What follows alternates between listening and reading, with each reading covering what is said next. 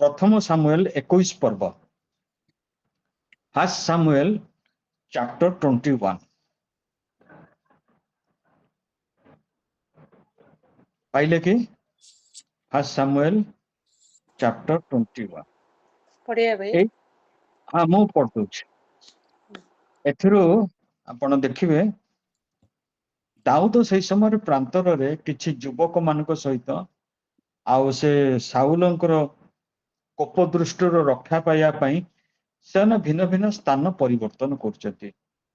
एटा सही समय जो बेदुइन माने इतिहास पृष्ठारे देखिबे सेमाने केबे रात्रि रे गोटे जगार रहिबेनी आउ सेमाने सबु बेले जागा परिवर्तन करथिबे। मन पड़ला ओसामा बिन लाडेन जहाको अमेरिका बहुत दिन रु खोजुतिला आउ तार गोटे इंजीनियर आ तार गोटे विशेष गुण थिला से फोन केबे करिवनी कि फोन पाखे रखिबनी आउ तार से मेसेज गुराको से अनेक लोकों को नियुक्त करिवो ए लोक जाइकि बी को दबो बी जाइकि सी को दबो सी जाइकि डी को दबो शेषे जहा पाखक तार पहुंचार अच्छे से पहुंचीबो आउ एमाने बहुत विश्वस्त लोक से माने काको कहबेनी। एटा एक कंटेस्ट संगे कि संपर्क नै किंतु सही समय जो मध्य प्राच्य जुग लोक मानकर एटा थिला मोडस ऑपरेंडी त माने ए टाइप रो से माने तांकर शत्रु मानक पाखरु निजको पलायन करथिला लुचौथिले। दाऊदक एगेंस्ट साउल से भी मध्य लुचुचंती आ पलायन करचंती। एई मध्य रे ए घटनाटी घटिची आ गोटे स्थान रे आउ से अनंतर दाऊद नोब रे अहीमेलक याजक निकट को आसिले तहिरे अहीमेलक कंपमान होई दाऊद को साक्षात करबा पे आसी तांको कहिला तुम संगे कौनसी लोक नहीं तुम्हें एका काहींकी। एथिरे दाऊद अहीमेलक याजकों को कहिले राजा मते गोटे कार्य करिया को आज्ञा करियछंती मते कहि अछंती जो कार्य निमंते मु तुमको पठाए मु तुमको जहा आज्ञा करियछि सही विषय केही किछि न जानु आ मु युवा मान को निर्दिष्ट स्थान मान करे नियुक्त करियछि। एथिरे माने दाऊद पचारचंती एबे तुम हस्त रे कोन अछि पांचोटी रोटी आउ जहा किछि अछि ता मो हस्तरु मते हस्तरे दियो।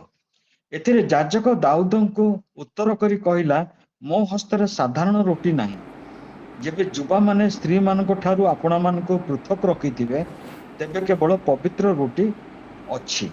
तो दाऊद जाऊ याजक को उत्तर को देई कहिले प्रकृति रे उणाधिक एई 3 दिन हैला स्त्री माने आमनक ठारू पृथकृत होइछंती ए केवल सामान्य यात्रा हेले हैं मो बाहरिबा बेले युवा माने पात्र पवित्र थिला तेबे आज सेमानक पात्र केते अधिक पवित्र नथिबो।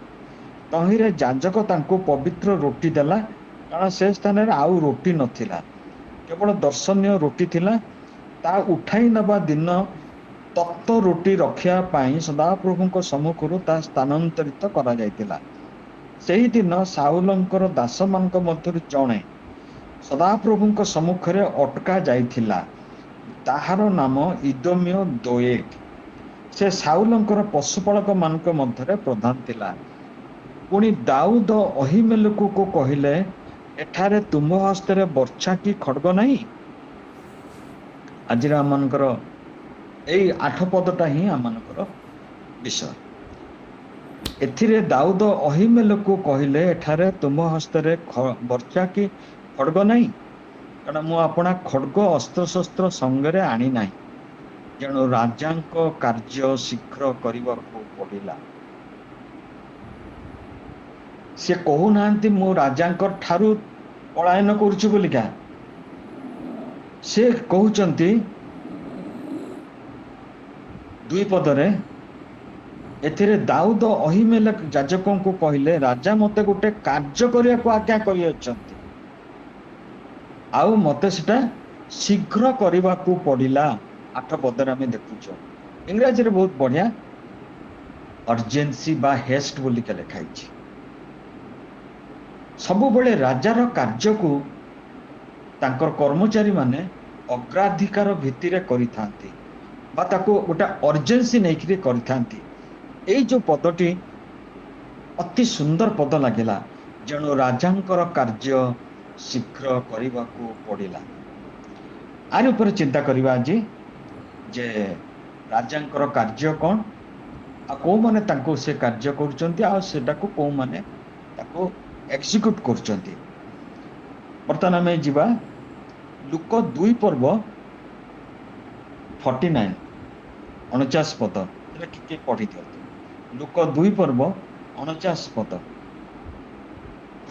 ଲୁକ ଚାପ୍ଟର 2 ଭର୍ସ 49 ଯିଏ ପାରୁଛନ୍ତି ଟିକେ ପଢି ଦିଅନ୍ତୁ। ଏଥିରେ ସେ ସେମାନଙ୍କୁ କହିଲେ, କାହିଁକି ତୁମ୍ଭେମାନେ ମୋତେ ଖୋଜୁଥିଲ? ମୋର ପିତାଙ୍କ ଗୃହରେ ରହିବା ଯେ ମୋର କର୍ତ୍ତବ୍ୟ, ଏହା କ'ଣ ଜାଣିନଥିଲ?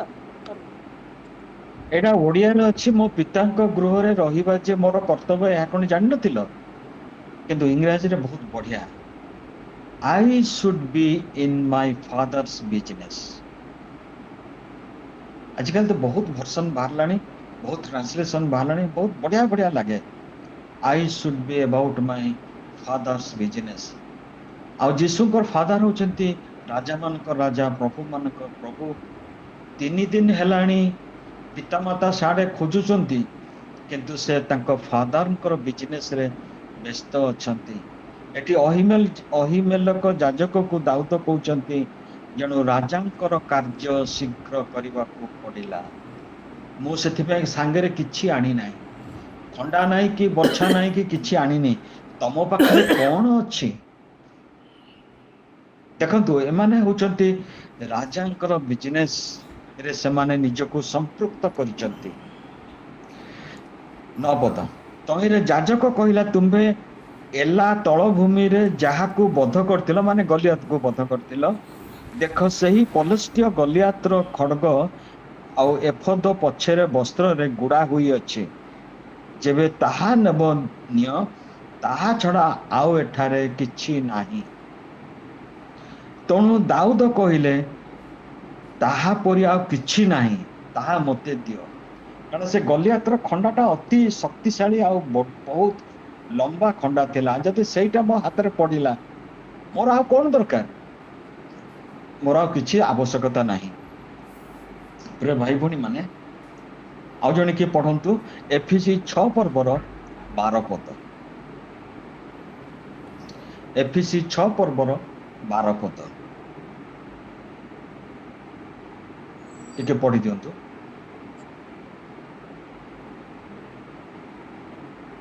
ଏଫିସି 6 ପର୍ବର 12 ପଦ। କାରଣ ଆମମାନଙ୍କ ଯୁଦ୍ଧ ମର୍ତ୍ତ୍ୟ ବିରୁଦ୍ଧରେ ନୁହେଁ, କିନ୍ତୁ ଆଧିପତ୍ୟ ବିରୁଦ୍ଧରେ, କର୍ତ୍ତାପଣ ବିରୁଦ୍ଧରେ, ଏହି ଅନ୍ଧକାରର ଜଗତ୍ପତିମାନଙ୍କ ବିରୁଦ୍ଧରେ, ପୁଣି ଆକାଶ ମଣ୍ଡଳର ଦୁଷ୍ଟ ଆତ୍ମାମାନଙ୍କ ବିରୁଦ୍ଧରେ। ଆମମାନଙ୍କର ଯୋଉ ଫାଦର୍ସ ବିଜନେସଟା ହଉଛି, ଏଇ ଜଗତର ରକ୍ତ ମାଂସ ଲୋକମାନଙ୍କ ବିରୁଦ୍ଧ ନୁହେଁ, ଆକାଶସ୍ଥ ଦୁଷ୍ଟ ଆତ୍ମା ମାନଙ୍କର ବିରୁଦ୍ଧରେ, ଜଗତପତି ଯେ ଶୈତାନ ତା ବିରୁଦ୍ଧରେ ଆମମାନଙ୍କର ଯୁଦ୍ଧ। We should be about our father's business। କାହିଁକି ଏତେ ତତ୍ପରତା ଦରକାର? ଆମମାନଙ୍କୁ ଏତେ ଯୋଉ ତତ୍ପରତା ହେବା ପାଇଁକା ଆଜି ପ୍ରଥମରୁ ପ୍ରଭୁ କହୁଛନ୍ତି, ଜଣେ ରାଜାଙ୍କ କାର୍ଯ୍ୟ ଶୀଘ୍ର କରିବାକୁ ପଡ଼ିଲା। ପ୍ରତ୍ୟେକ ଲୋକ ଯୋଉମାନେ ରାଜା କାର୍ଯ୍ୟ କରନ୍ତି, ତାଙ୍କୁ ଶୀଘ୍ର ସେଟା କରିବାକୁ ପଡେ। କାହିଁକି? ତାର ଉତ୍ତର ଆଇଜାୟା 5 ପର୍ବ 14 ପଦରେ ଅଛି। ଜିସାୟ 5 ପର୍ବର 14 ପଦରେ ଅଛି। ଯଦି କିଏ ପାରୁଛନ୍ତି ପଢନ୍ତୁ।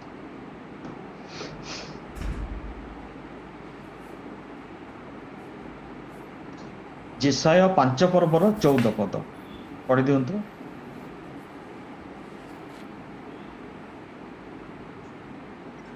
ଯେହେତୁ ପାତାଳ ଆପଣା ଉଦର ବିସ୍ତାର, ଆପଣା ମୁଖ ଅପରିମିତ ରୂପେ ମେଲାଇଅଛି, ପୁଣି ସେମାନଙ୍କର ଗୌରବ ଓ ସେମାନଙ୍କର ଲୋକାରଣ୍ୟ ଓ ସେମାନଙ୍କ କଳହ ଓ ସେମାନଙ୍କ ମଧ୍ୟରେ ଉଲ୍ଲାସକାରୀ ଲୋକ ତହିଁ ମଧ୍ୟକୁ ଓହ୍ଲାଇ ଯାଆନ୍ତି। ହେଲ୍ ବା ନରକ ତାର ମୁଖକୁ ବିୟଣ୍ଡ ଲିମିଟେସନ ଏତେ ପରିମାଣରେ ସେ ଉନ୍ମୁକ୍ତ କରିଛି, ଏନଲାର୍ଜ କରିଛି, ଯେମିତି ଅନେକ ଲୋକ ତା ମଧ୍ୟକୁ ପଶିବେ। ଆଜି ଦୁଃଖର ବିଷୟ ହଉଛି ଖ୍ରୀଷ୍ଟିଆନ କଣ୍ଟ୍ରି ମାନଙ୍କରେ ପ୍ରତିବର୍ଷ ଶହ ନାହିଁ ହଜାର ଆକାରରେ ଚର୍ଚ୍ଚ ଗୁଡାକ ବନ୍ଦ ହେଇଯାଉଛି। ଆଇଦର ସେଇଟା କୌଣସି ଅନ୍ୟ ଧର୍ମର ଲୋକମାନେ କିଣି ନେଉଛନ୍ତି ତାଙ୍କ ଧର୍ମ ସ୍ଥାପନ କରିବା ପାଇଁ, ନହେଲେ ସେଟା ଆଉ ଯୋଉ ବିଜନେସ ମଲ୍ ଆପଣ ମାନେ ଜାଣିଥିବେ ସହର ମାନଙ୍କରେ ମଲ୍, ସେଥିରେ ସବୁତକ ଅତ୍ୟାବଶ୍ୟକ ସଂସ୍ଥା ବା ସବୁ ବିଷୟ ସେଠି ମିଳେ, ଏଟା ମଲରେ ପରିଣତ ହେଇଯାଉଛି। ଶୈତାନର କାର୍ଯ୍ୟ ମଧ୍ୟ ଜୋରସୋରରେ ହଉଛି। ତାର କାର୍ଯ୍ୟ ବିଷୟରେ ଆମମାନଙ୍କର ଦେଖିଛୁ, ଯୀଶୁ କହିଲେ ଯୌନ 10 ପର୍ବର 10 ପଦରେ ଯେ ଚୋରି, ବଧ, ବିନାଶ। ଆମମାନଙ୍କର ପାଖରୁ ଆମମାନଙ୍କର ପ୍ରପର୍ଟିକୁ ସେ ଚୋରି କରିବ, ଆମମାନଙ୍କ ହୃଦୟ ମଧ୍ୟରୁ ଈଶ୍ୱରଙ୍କ ବାକ୍ୟକୁ ଚୋରି କରିବ, ଏବଂ ଆମର ଈଶ୍ୱରଙ୍କର ଯୋଉମାନେ କାର୍ଯ୍ୟକାରୀ ବା about their father's business, ସେମାନଙ୍କୁ ସେ ବଦ୍ଧ କରିବ, ବିନାଶ କରିବ ତାର କାର୍ଯ୍ୟ। ବର୍ତ୍ତମାନ ଦେଖିବା ପ୍ରକାଶିତ ପୂର୍ବରୁ ଗୋଟେ ପୁସ୍ତକ ଅଛି, ତା ନାଁ ହଉଛି ଜିହୁଦା ପୁସ୍ତକ। କେବଳ ଗୋଟିଏ ପର୍ବ ଅଛି, ଦୟାକରି ଖୋଲନ୍ତୁ, ଆଉ ଯଦି କିଏ ପାରୁଛନ୍ତି ତାକୁ ପଢନ୍ତୁ। ଜିହୁଦାର କେତେ? ହଁ କହୁଛି, 20ରୁ 23। କିନ୍ତୁ ହେ ପ୍ରିୟମାନେ, ତୁମ୍ଭେମାନେ ଆପଣମାନଙ୍କ ଅତି ପବିତ୍ର ବିଶ୍ୱାସ ଉପରେ ଆପଣମାନଙ୍କର ଧର୍ମ ଜୀବନ ରୂପ ଗୃହ ନିର୍ମାଣ କର, ପବିତ୍ର ଆତ୍ମାରେ ପ୍ରାର୍ଥନା କର, ପୁଣି ଅନନ୍ତ ଜୀବନ ନିମନ୍ତେ ଆମ୍ଭମାନଙ୍କ ପ୍ରଭୁ ଯୀଶୁଖ୍ରୀଷ୍ଟଙ୍କ ଦୟାର ଅପେକ୍ଷା କରି ଈଶ୍ୱରଙ୍କ ପ୍ରେମରେ ଆପଣମାନଙ୍କୁ ସ୍ଥିର କରି ରଖ। ଯେଉଁମାନେ ସନ୍ଦେହରେ ପଡ଼ିଥାନ୍ତି, ଏପରି କେତେଙ୍କୁ ଦୟାକରି ଅଗ୍ନିରୁ କାଢ଼ିଲା ପରି ରକ୍ଷା କର। ଶାରୀରିକ ପାପକର୍ମରେ କଳଙ୍କିତ ବସ୍ତ୍ରକୁ ମଧ୍ୟ ଘୃଣା କରି ଭୟ ସହକାରେ ଆଉ କେତେକଙ୍କୁ ଦୟା କର, ଯିଏ ତୁମ୍ଭମାନଙ୍କୁ ବାସ୍ ସ୍ଖଳନରୁ ବାସ୍, ରକ୍ଷା କର। ଏତିକି 23। ଏ ହଉଛି ରାଜକାର୍ଯ୍ୟ। ଆଗେ ନିଜେ ସ୍ଥିର ରହିବା, ଧର୍ମ ଜୀବନ ରୂପ ଗୃହ ନିର୍ମାଣ କରୁଥିବା, ପବିତ୍ର ଆତ୍ମାରେ ପ୍ରାର୍ଥନା କରିବା, ପୁଣି ଅନନ୍ତ ଜୀବନ ନିମନ୍ତେ, ୱାର୍ଡିଂ ଗୁଡାକ ମନେ ରଖନ୍ତୁ, ଆମ୍ଭମାନଙ୍କ ପ୍ରଭୁ ଯୀଶୁ ଖ୍ରୀଷ୍ଟଙ୍କର ଦୟାର ଅପେକ୍ଷା କରି। ଗତ ଥର ମୁଁ ସେ କହୁଥିଲି, ଯୋଉମାନେ ଯୀଶୁଙ୍କର ଦ୍ୱିତୀୟ ଆଗମନକୁ ପ୍ରିୟ ଜ୍ଞାନ କରନ୍ତି।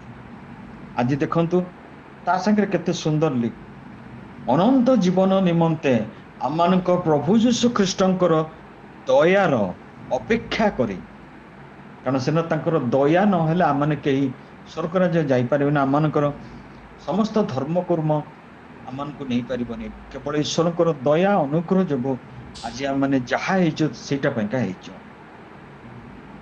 ତେବେ କଥାଟା ହଉଛି କଣ? ଈଶ୍ୱରଙ୍କ ପ୍ରେମରେ ଆପଣମାନଙ୍କୁ ସ୍ଥିର କରି ରଖ। ଯେକୌଣସି ସୋଲଜର ସେ ଯଦି ନିଜକୁ ବଞ୍ଚେଇ ପାରିବନି, ସେ ଅନ୍ୟକୁ କେମିତି ବଞ୍ଚେଇବ? ସେ ଯାଇଛି ଯୁଦ୍ଧ କରିବା ପାଇଁକା, ଦେଖିଲା ତାର ପାଖରେ ଆଉ ଗୋଟେ ଯୋଦ୍ଧା ବା ଗୋଟେ ସୋଲଜର ତାର ବାଜି ଯାଇଛି, ଗୁଳି ବାଜି ଯାଇଛି। ତେଣୁ ଯଦି ସେ ନିଜକୁ ନ ବଞ୍ଚେଇବ, ସେ ତାକୁ ଟେକିକି ଆଣିବ କେମିତି, ବା ତାକୁ ଆମ୍ବୁଲାନ୍ସ ପର୍ଯ୍ୟନ୍ତ ବା ଷ୍ଟ୍ରେଚରରେ ତାକୁ କେମିତି ଆଣିବ, ସେ ଟେଣ୍ଟ ପର୍ଯ୍ୟନ୍ତ ଯୋଉଠି ତାର ଚିକିତ୍ସା ହବ? ଆଗେ ନିଜେ ସେ ସୁସ୍ଥ ସବଳ ରହିବ। ତେଣୁ ଏଇ ଯୋଉ କାର୍ଯ୍ୟ, ସେଟା ଗୋଟେ ରାଜ୍ୟ କାର୍ଯ୍ୟ। ଆଉ ଯୋଉମାନେ କାର୍ଯ୍ୟ କରନ୍ତି ତାଙ୍କର ଡେଜିଗ୍ନେସନ କଣ? ତାଙ୍କକୁ ପ୍ରଭୁ ଗୋଟେ ଖାତିରଦାର କରନ୍ତି, ଗୋଟେ ପର୍ଟିକୁଲାର ୱାର୍ଡ।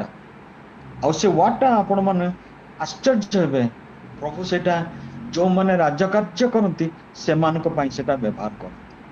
ସେଇଟା ଆପଣ ମାନେ ପାଇପାରିବେ ବିଚାରକର୍ତ୍ତା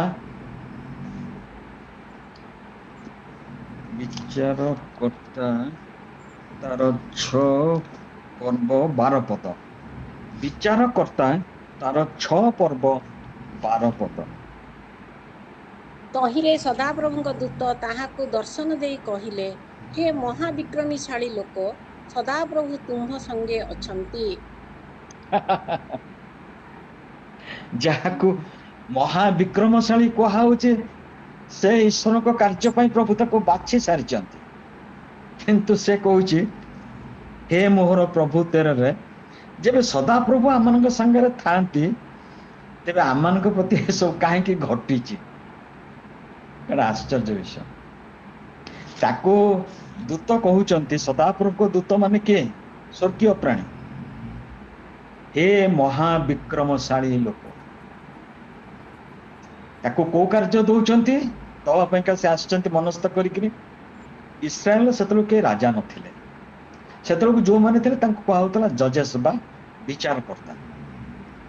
ଆଉ ପ୍ରଭୁ ମଝିରେ ମଝିରେ ସେଇ ବିଦେଶୀ ଶତ୍ରୁ ମାନଙ୍କ ହସ୍ତରୁ ରକ୍ଷା କରିବା ପାଇଁ ମହାବିକ୍ରମଶାଳୀ ଲୋକମାନଙ୍କୁ ସେ ମନୋନୀତ କରୁଥିଲେ, ସେମାନେ ଇସ୍ରାଏଲ ଲୋକମାନଙ୍କୁ ରକ୍ଷା କରିବେ। ଆମେ ଜିହୁଦାରେ ଦେଖିଲୁ, ଯେଉଁମାନେ ଅନ୍ୟମାନଙ୍କୁ ଅଗ୍ନିରୁ, ତତଲା ଅଗ୍ନିରୁ ବାହାର କରି ଆଣନ୍ତି, ମୁଁ ପଚାରିଥିଲି ସେମାନଙ୍କ ନାଁ କଣ?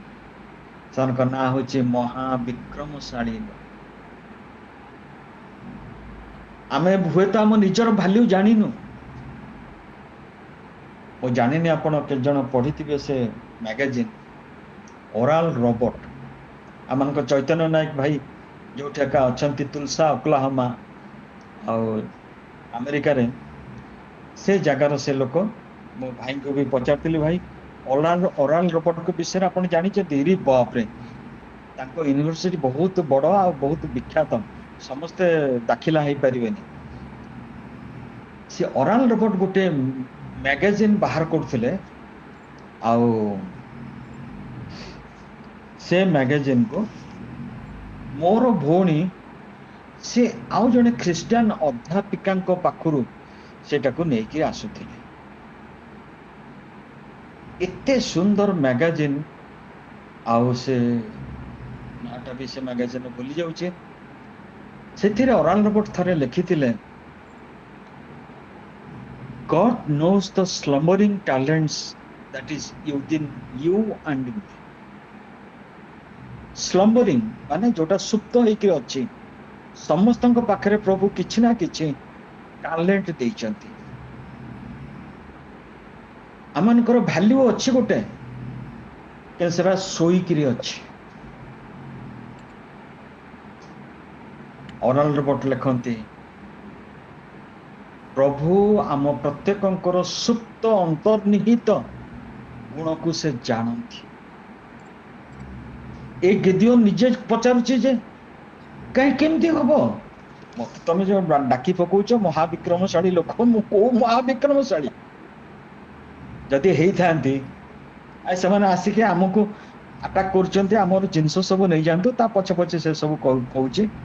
ଆଉ ସେ 15 ପଦ ସବୁଠୁ ବଢିଆ କଥାଟି କହୁଛି। ତହିଁରେ ସେ ତାହାଙ୍କୁ କହିଲେ, ହେ ପ୍ରଭୁ, ମୁଁ କାହିଁରେ ଇସ୍ରାଏଲକୁ ଉଦ୍ଧାର କରିବି? ଦେଖ, ମନୁଷ୍ୟ ବଂଶ ମଧ୍ୟରେ ମୋର ପରିବାର ସବୁଠାରୁ କ୍ଷୀଣ, ପୁଣି ମୋ ପିତୃଘର ମଧ୍ୟରେ ମୁଁ ସବୁଠୁ କନିଷ୍ଠ। ତେବେ ସଦାପ୍ରଭୁ ତାହାଙ୍କୁ କହିଲେ, ଆଗରୁ କୁହାହଉଥିଲା ସଦାପ୍ରଭୁଙ୍କ ଦୂତ, କିନ୍ତୁ ଅବିକା ୱାର୍ଡ ଚେଞ୍ଜ ହେଇଗଲା। ସଦାପ୍ରଭୁ ତାହାଙ୍କୁ କହିଲେ, ଆମ୍ଭେ ନିଶ୍ଚୟ ତୁମ ସଙ୍ଗେ ହେବା। ଯୋଉମାନେ ଈଶ୍ୱରଙ୍କର ରାଜକାର୍ଯ୍ୟରେ ନିଜକୁ ନିଯୁକ୍ତ କରିଛନ୍ତି, ହୁଏତ କଲିଂ ପାଇକିରି, ପ୍ରଭୁଙ୍କର ଆହ୍ୱାନ ପାଇକିରି ସେମାନେ ଆହୁତ ହୋଇକିରି ନିଜକୁ ସାମିଲ କରିଛନ୍ତି, ସେଭଳି ରାଜକାର୍ଯ୍ୟ ପୃଥିବୀରେ କୋଉଠି ନାହିଁ। ଅତୁଳନୀୟ, ଅତି ମହାନ ସେ କାର୍ଯ୍ୟ। କାହିଁକି ନା ଆମେ ନିଜକୁ ରକ୍ଷା କରିବା, ଜିହୁଦାରେ ଯେମିତି ଲେଖା ହେଇଛି, ଅନ୍ୟମାନେ ଯୋଉମାନେ ପଡି ଯାଉଛନ୍ତି, ଝୁଣ୍ଟି ପଡୁଛନ୍ତି, ସେଇ ନରକ ଆଡକୁ ଚାଲି ଯାଉଛନ୍ତି, ସେ ଅଗ୍ନିରୁ ଆମେ ସେମାନଙ୍କୁ ରକ୍ଷା କରିବା। ଏଇଟା ହଉଛି ରାଜ୍ୟ କାର୍ଯ୍ୟ। ଆଉ ଆମଙ୍କର ଡେଜିଗ୍ନେସନ ହଉଛି, ହେ ମହାବିକ୍ରମଶାଳୀ ଲୋକ। ଆମେ ପ୍ରତ୍ୟେକ କହୁ, ହେ ମହାବିକ୍ରମଶାଳୀ ଲୋକ। ଆମମାନେ ସମସ୍ତେ ଗୋଟେ ଗୋଟେ ମହାବିକ୍ରମଶାଳୀ ଲୋକ। ଯେତେବେଳେ ଆମେ ପ୍ରାର୍ଥନା କରୁଛୁ ସ୍ୱର୍ଗ ସେଥିରେ ମୁଭ୍ କରୁଛି। ଯେତେବେଳେ ଆମେ ପ୍ରଚାର କରୁଛୁ ଶୈତାନ ଲଜ୍ଜିତ ହଉଛି। ଈଶ୍ୱରଙ୍କର ସୁସମାଚାର ଯେତେବେଳେ ପ୍ରଚାରିତ ହଉଛି ଆଲୋକ ଆସୁଛି, ଅନ୍ଧକାର ଘୁଞ୍ଚି ଯାଉଛି। ହେ ମହାବିକ୍ରମଶାଳୀ ଲୋକମାନେ, ଆମେ ପ୍ରଥମେ ପଢିଲୁ ରାଜକାର୍ଯ୍ୟ ମତେ ଅର୍ଜେନ୍ସି, ମୁଁ ବିଳମ୍ବ କରିପାରିବି ନାହିଁ। ତାପରେ ଆମେ ଯହୂଦାରେ ଦେଖିଲୁ, ଆଉ ବର୍ତ୍ତମାନ ଆମେ ଦେଖୁଛୁ ବିଚାରକର୍ତ୍ତାରେ ପ୍ରଭୁ ଗିଦିୟନକୁ କହୁଛନ୍ତି ମହାବିକ୍ରମଶାଳୀ। ଖାଲି ଗିଦିୟନକୁ କହୁନାହାନ୍ତି, ଆମ ପ୍ରତ୍ୟେକଙ୍କୁ କହୁଛନ୍ତି ତୁମାନେ ଈଶ୍ୱରଙ୍କ ରାଜ୍ୟ କାର୍ଯ୍ୟ ପାଇଁକା ତୁମାନେ ଆଗ ଧାଡିର ଲୋକ। You are the four runners. Four runner କହିଲେ ଯୋଉମାନେ ଆଗରେ ଦୌଡନ୍ତି, ତୁମାନେ ଆଗ ଧାଡିର ଲୋକ। ତୁମାନଙ୍କ ନିମନ୍ତେ ଗୋଟେ ଉତ୍ସାହଜନକ ବାକ୍ୟ ଅଛି, ତୁମେ ମାନେ ସମସ୍ତେ ମହାବିକ୍ରମଶାଳୀ ଲୋକ, କାରଣ ମୁଁ ତୁମାନଙ୍କ ସାଙ୍ଗରେ ଅଛି। 15 ପଦ, ବିଚାରକର୍ତ୍ତା 6:15 ନାହିଁ,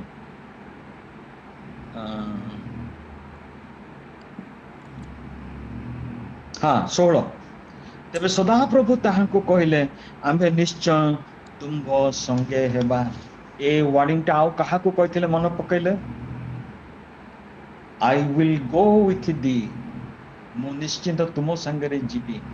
କୁହନ୍ତୁ, ପ୍ରଭୁ କାହାକୁ ଆଉ କହିଥିଲେ? ଝିଅ ଝିଅ ମଉସାଙ୍କୁ ମଉସାଙ୍କୁ ରାଇଟ୍ ଦେବରାଜ ଭାଇ, ରାଇଟ୍, ଆଜ୍ଞା ମୂଷାଙ୍କୁ କହିଥିଲେ। ଆଜି ଆମ ସମସ୍ତଙ୍କୁ ପ୍ରଭୁ ସେଟା କହୁଛନ୍ତି, ଖାଲି ମୂଷା ଝିଅ ଝିଅ ଇତ୍ୟାଦି ନୁହେଁ, ବା ଗିଦିୟନକୁ ନୁହେଁ। I will be with you। କେତେ ଦିନ ପାଇଁ? ସବୁଦିନ ପାଇଁ। Praise the Lord। ଯୁଗର ଅନ୍ତ ପର୍ଯ୍ୟନ୍ତ। ଏଟା ଲେଖା ହେଇଛି ନା ନାଇଁ? ଯୁଗାନ୍ତ ପର୍ଯ୍ୟନ୍ତ ସଦା ସର୍ବଦା ମୁଁ ତୁମାନଙ୍କ ସାଙ୍ଗରେ ଅଛି। ସୋ ୟୁ ଆର୍ ମହାବିକ୍ରମଶାଳୀ ଲୋକ ତୁମାନେ, ଅର୍ଡିନାରୀ ଲୋକ ନୁହଁ। ଯଦି ଅର୍ଡିନାରୀ ଲୋକ ନୁହଁ, ମାନେ ଏଇଟା ପଢିବା ଜୋଏଲ 2:28 ପଦ, ଯିଏ ପାରୁଛନ୍ତି ଟିକେ ପଢନ୍ତୁ।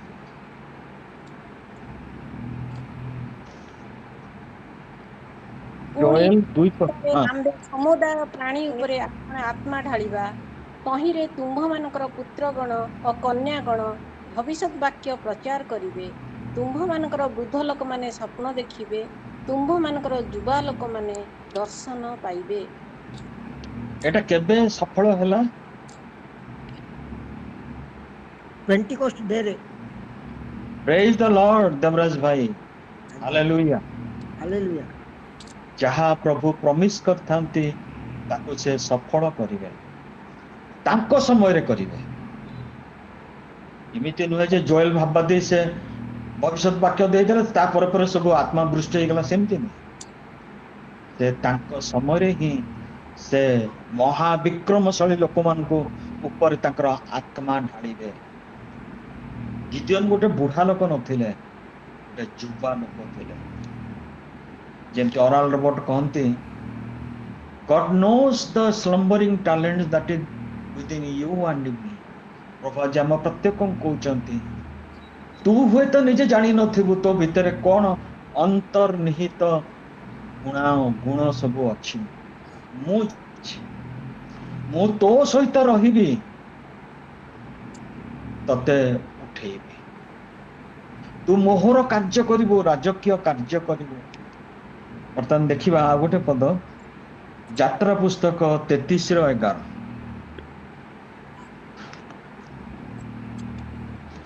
ଯାତ୍ରା ଏକ୍ସୋଡସ୍ 33:11। କିଏ ପଢୁଛନ୍ତି? ପଢିବେ। ମନୁଷ୍ୟ ଯେପରି ମିତ୍ର ସହିତ ଆଳାପ କରେ, ସେପରି ସଦାପ୍ରଭୁ ମୁଖାମୁଖି ହୋଇ ମୂଷାଙ୍କ ସହିତ ଆଳାପ କଲେ।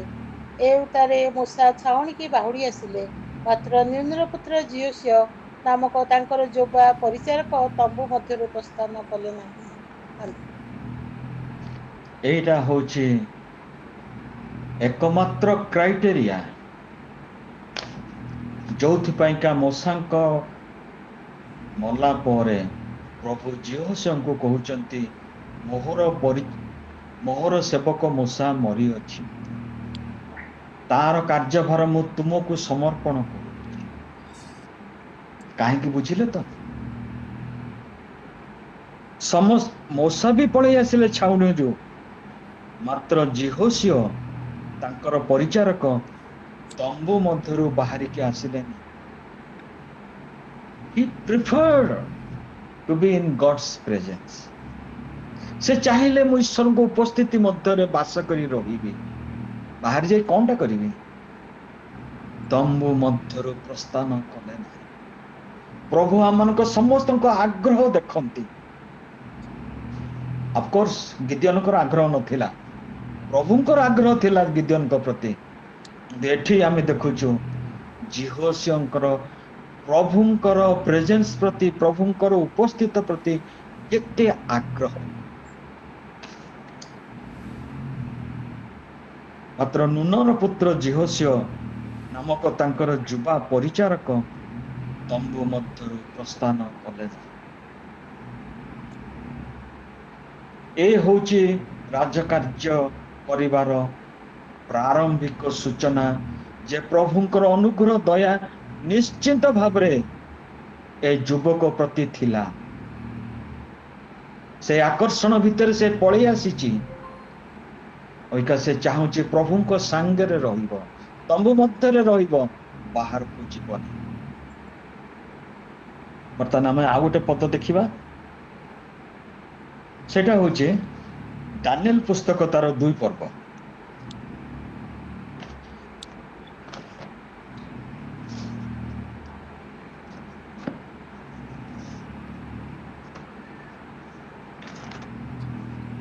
ଡାନିଏଲ 2 କହୁଛି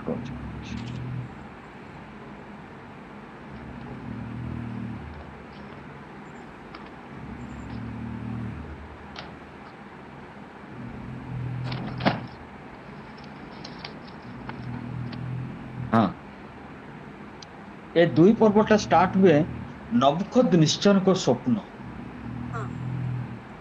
এইଠୁ যেটা ଷ୍ଟାର୍ଟ, ହଁ ମୁଁ କହୁଛି এটা এইଠୁ ଷ୍ଟାର୍ଟ ହୁଏ 2 ପର୍ବଟା। କିନ୍ତୁ ଏଠି ଆମେ ଦେଖିବା ଯେତେବେଳେ 14 ପର୍ବକୁ ଯିବା, ଏ କାହାଣୀ ଆପଣମାନେ ସମସ୍ତେ ଜାଣିଛନ୍ତି, ସଣ୍ଡେ ସ୍କୁଲ ସମୟରୁ ଜାଣିଛନ୍ତି। ରାଜା ଗୋଟେ ସ୍ୱପ୍ନ ଦେଖିଛନ୍ତି, ସ୍ୱପ୍ନଟା ବି ଭୁଲି ଯାଇଛନ୍ତି। ଉତ୍ତର କଥା ତ ଛାଡ଼, ସ୍ୱପ୍ନଟା ବି ଭୁଲି ଯାଇଛନ୍ତି। ତାଙ୍କ ଦେଶର ସବୁ ଗଣକ ଫଣକ ମନ୍ତ୍ରବେତା ବୁଦ୍ଧିମାନ ଲୋକ ସମସ୍ତଙ୍କୁ ଡକେଇଛନ୍ତି, ମତେ ସ୍ୱପ୍ନ କୁହ, ମୋର ସ୍ୱପ୍ନର ଅର୍ଥ କୁହ।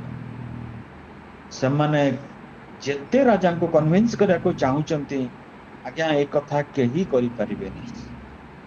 ରାଜା ରାଗି ଯାଉଛନ୍ତି। ଅରିଓକ ବୋଲିକା ତାଙ୍କର ଗୋଟେ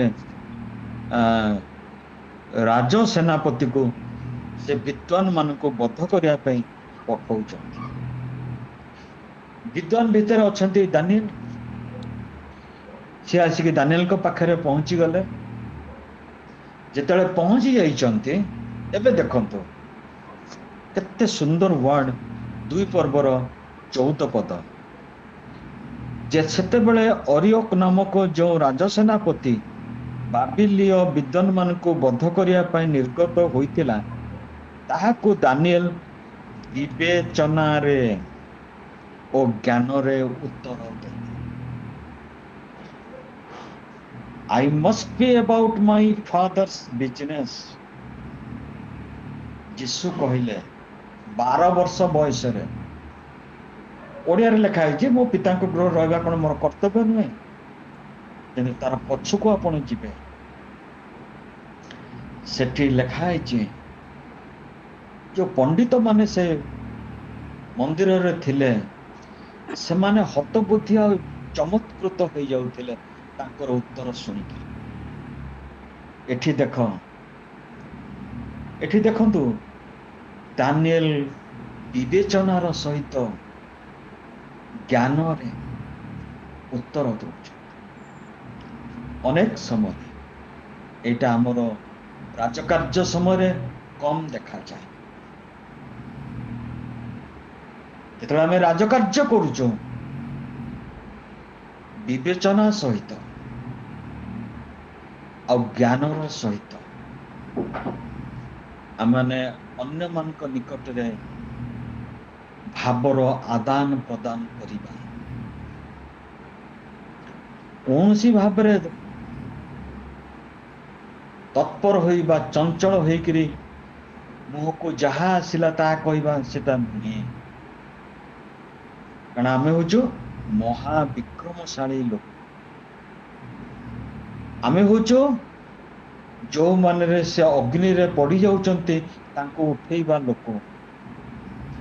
ଆମମାନଙ୍କର ମୁଖରୁ ବିବେଚନାର ଆଉ ଜ୍ଞାନର ଉତ୍ତର ବାହାରେ।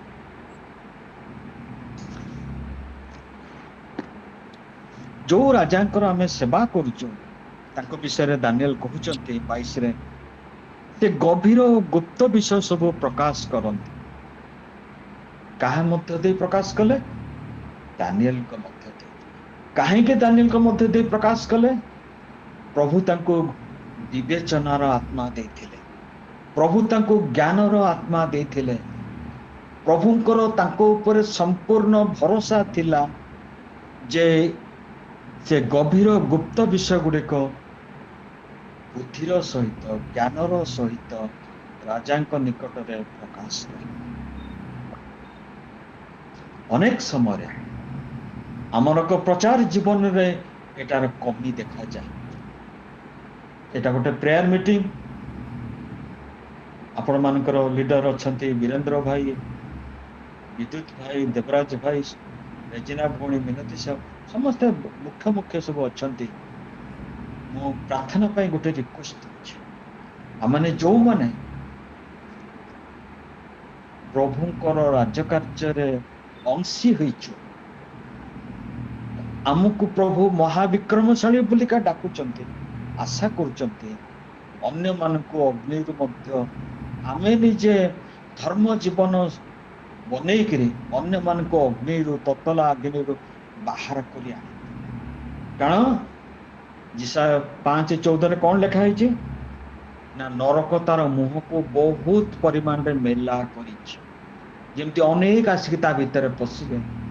କିନ୍ତୁ ଯୋଉମାନେ ଆମେ ରାଜକର୍ମଚାରୀ, ଆମେ ମହାବିକ୍ରମଶାଳୀ ଲୋକ, ଜ୍ଞାନର ସହିତ ବିବେଚନାର ସହିତ ଈଶ୍ୱରଙ୍କର ସମସ୍ତ ଗଭୀର ଆଉ ଗୁପ୍ତ ବିଷୟକୁ ଜାଣିଲା ପରେ ଆମମାନେ ପ୍ରକାଶ କରିବା। ହୁଏତ ପ୍ରଭୁ ସେ ବାକ୍ୟ ଦ୍ୱାରା ଅନ୍ୟମାନଙ୍କୁ ରକ୍ଷା କରିବେ। ଦେଖନ୍ତୁ, ସେ ନିଜେ ରକ୍ଷା ପାଇଲେ ତା ନୁହେଁ, ମାତ୍ର ତାଙ୍କର ଅନୁରୋଧ ଦ୍ୱାରା ସେଇ କଲଦୀୟ ମାନଙ୍କର ଯେତେ ବିଦ୍ୱାନ, ମନ୍ତ୍ରବେତା, ଗଣିକ, ସେଇ ଯାହା ସବୁ ସମସ୍ତେ ରକ୍ଷା ପାଇଲେ। ଗୋଟିଏ ଲୋକର ଜ୍ଞାନର କଥା, ବିବେଚନାର କଥାର ମର୍ଯ୍ୟାଦା କେତିକି, ମୂଲ୍ୟ ସେତିକି ନୁହେଁ।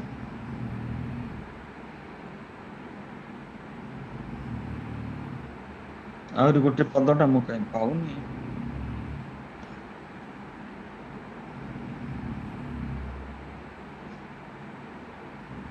ଏନିୱେ, ତାଙ୍କର ସାଙ୍ଗମାନଙ୍କୁ ମଧ୍ୟ ପାଇକା ମଧ୍ୟ ସେ ରାଜାଙ୍କ ଅନୁରୋଧ କଲେ, ଆଉ ସେମାନେ ମଧ୍ୟ ଚାକିରି ପାଇଲେ। ଦେଖନ୍ତୁ, ଗୋଟେ ଜ୍ଞାନ, ବୁଦ୍ଧିମନ୍ତ, ବିବେଚନା ଶକ୍ତି ଯେତେବେଳେ ପ୍ରଭୁ ଆମମାନଙ୍କୁ ଦିଅନ୍ତି, ଯେହେତୁ ଆମେ ରାଜକାର୍ଯ୍ୟ କରୁଛୁ, ଆମମାନଙ୍କର ଯୁଦ୍ଧ ମର୍ତ୍ତ ବିରୁଦ୍ଧରେ ନୁହେଁ, ମାତ୍ର ପାପାତ୍ମା ବିରୁଦ୍ଧରେ, ଆକାଶର ଦୁଷ୍ଟାତ୍ମା ମାନଙ୍କ ଏଗେନ୍ଷ୍ଟରେ ଆମମାନଙ୍କର ଯୁଦ୍ଧ। ଆଉ ତା ସାଙ୍ଗରେ ଆମେ ନିଜକୁ ଧର୍ମ ଜୀବନରେ ଆମମାନଙ୍କୁ ନିଜକୁ ସୁରକ୍ଷିତ କରିସାରିଲା ପରେ ଯୋଉମାନେ ପାପର ଅଗ୍ନିରେ ପ୍ରବେଶ କରୁଛନ୍ତି ତାଙ୍କୁ ଅଗ୍ନିରୁ କାଢିବାର କର୍ତ୍ତବ୍ୟ ଆମର।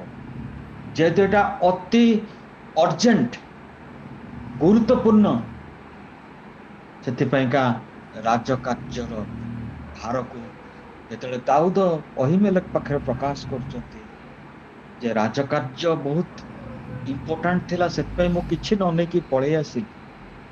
ଆଜି ଆମମାନଙ୍କ ପାଖରେ ସମସ୍ତ ପ୍ରକାର ଆତ୍ମାରୁ ଖଡ୍ଗ ଅଛି, ଅନ୍ୟାନ୍ୟ ଢାଲ ଅଛି, ସବୁ ଅଛି, ତାକୁ ବ୍ୟବହାର କରିବା ଆଉ ଅନ୍ୟମାନଙ୍କୁ ପ୍ରଭୁଙ୍କ ନିମନ୍ତେ ଲାଭ କରିବା।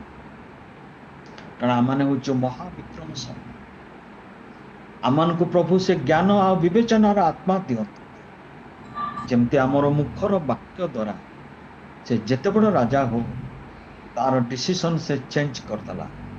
ସେ ଆଉ ହତ୍ୟା କଲାନି, ସେ ବିଦ୍ୟାର୍ଥ। ଅନେକ ଆଜି ଆମମାନଙ୍କର ସେଇ ଜ୍ଞାନର ଆଉ ବିବେଚନାର ବାକ୍ୟ ଦ୍ୱାରା ରକ୍ଷା ପାଇଯିବେ ଯଦି ଆମେ ପ୍ରଭୁଙ୍କର କାର୍ଯ୍ୟରେ ଅବହେଳା ନ କରିକିରି ସେ କାର୍ଯ୍ୟ କରିବା।